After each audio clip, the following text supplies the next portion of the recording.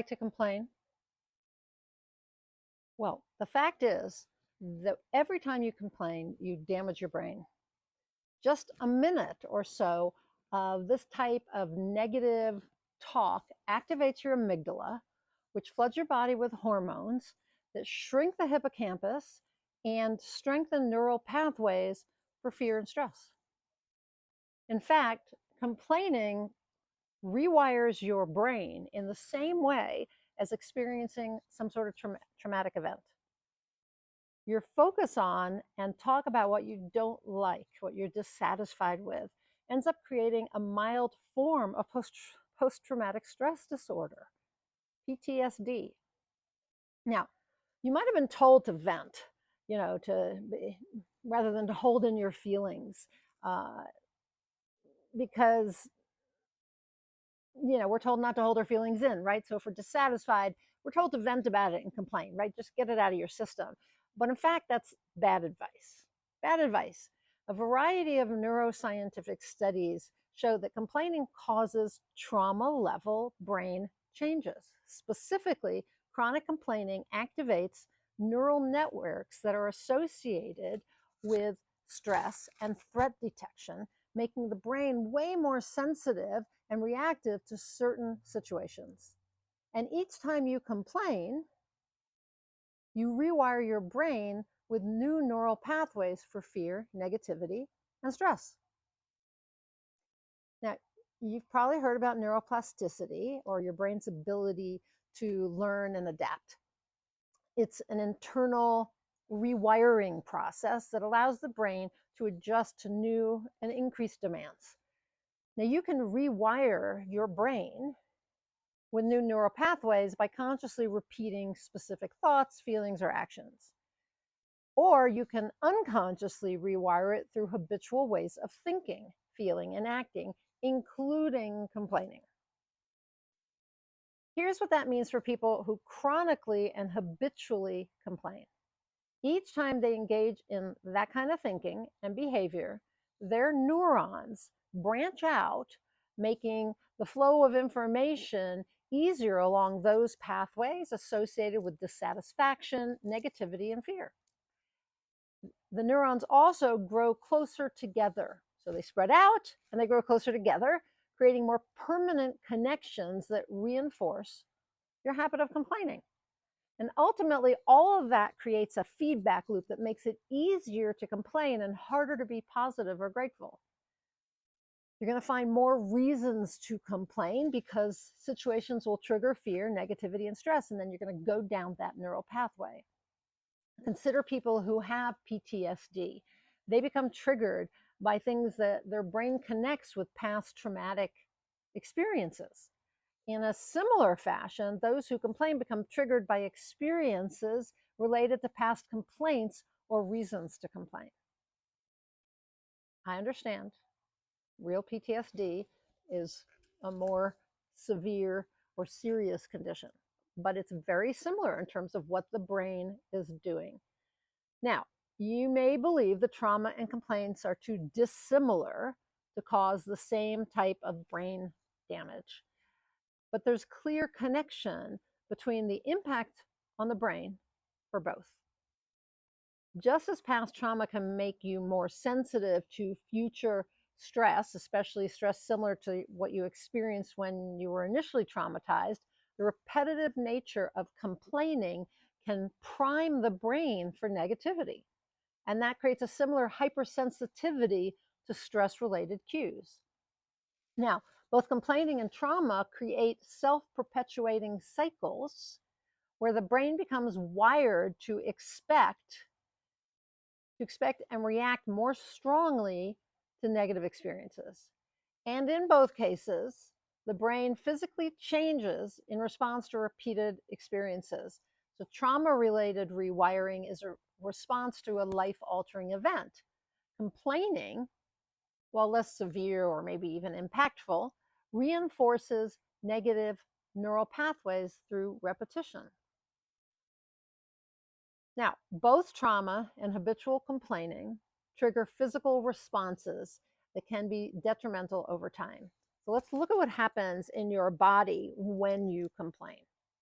Each complaint activates your amygdala, the part of your brain that serves as an alarm system. Once it senses danger, the amygdala puts you into fight or flight mode, even when your life isn't threatened. It could just be something new or different. But when activated, the amygdala floods the body with cortisol, a stress hormone. And 1 minute of complaining, as I said, could cause hours of hormonal chaos. Now, your hippocampus, which is the brain's learning and memory center, shrinks when constantly impacted by cortisol. This decrease in size is the same type of brain damage seen in trauma and PTSD sufferers. With all that cortisol in your body, your prefrontal cortex, the decision-making center of the brain, shuts down. Complaining literally makes you less clear and sharp and able to make choices. Now, not only does complaining wire you to complain more, but it's like a virus that spreads from one person to another. You've probably noticed that when one person complains, others who hear the complaint begin sharing their own dissatisfaction. They join in. There is a reason why this happens.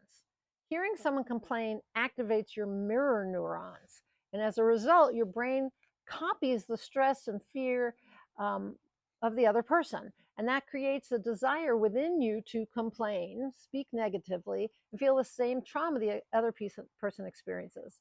So it isn't just that when somebody's complaining,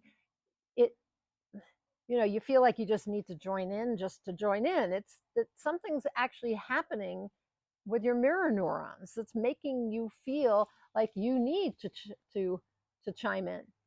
Your brain causes your body to mirror the complainer's brain patterns. And that can result not only in you beginning to complain, but also in you feeling energetically and emotionally drained after spending time with them. I know this because I just went through this experience today with a friend who tends to do a lot of complaining. And I'm very tired. I had a good time when she wasn't complaining, but it's a difficult situation because it is draining. So basically, your environment programs your mind, and the people you follow and listen to and spend time with shape how you think, feel, and act. And that could cause you to complain more or not. Now, like any habitual behavior, you can change the complaining habit. So I want to give you a few suggestions for how to do that. So one is to spend time with positive and growth-minded people who don't complain. Stop spending time with those who complain or have a negative outlook. When people complain, it attracts negative energy and agreement from others, and you'll want to join in and complain with them. When others join in your complaints, it validates your dissatisfaction with situations or people, and it causes you to believe your interpretations or problems are real. And that makes you want to complain more and get more positive feedback from others for doing so. So fill your life, including your social media feed, the television shows you watch, your relationships, with people and things that inspire growth, peace, and purpose. Second, feel and express gratitude. Expressing appreciation and gratitude, especially during challenging times, helps expand your ability to see new opportunities and make different choices and receive more of what you really want. Plus, you can't complain and express gratitude simultaneously. You're either feeling grateful or dissatisfied, seeing the positive or the negative, one or the other. And number 3 is to shift from problem to solution. Replace your complaints with affirmative statements and focus on solutions rather than problems. This means you have to learn to maintain positivity and certainty even in challenging times, and develop a positive mindset despite logical reasons to doubt or to complain. So to do this, you need to take back your power. Complaining is a way of saying, I don't like X, but I can't change it, so I'm going to complain about it, right? So instead say, I don't like X, so I will find a way to change it. I will do something about this. That's within my power. Don't be a victim of circumstance. Stand up and really choose to change them. Now, remember, ultimately, when you change yourself, you change this complaining habit, you're saving your brain. You're going to stop damaging your brain with constant complaining when you change yourself. Engage in personal growth or development. Develop new habits and mindsets. Be someone who never complains, rather than someone like Debbie Downer on Saturday Night Live, character played by Rachel Dratch, who was constantly complaining. She never had anything positive to say. To prevent your brain from starting the process that ultimately causes trauma-level brain damage. Do this by giving your brain the input that makes you feel happy and grateful and peaceful. Eventually, you're going to rewire your brain in a positive way, which will become your default wiring. And not only that, you'll create a healthier brain and experience less fear, negativity, and stress. You'll also lose the need or desire to complain. You just won't have it anymore. So I'd love to know whether you have a complaining habit. Tell me in a comment down below. Please share this video with others who do a lot of complaining and whose brains you want to save. If you are new to me, I am Nina Amir. I'm known as the Inspiration to Creation Coach. I am a certified high performance coach and a transformational coach, and also an author coach and an author. I am passionate about helping people get from where they are to where they want to go by getting out of their own way, by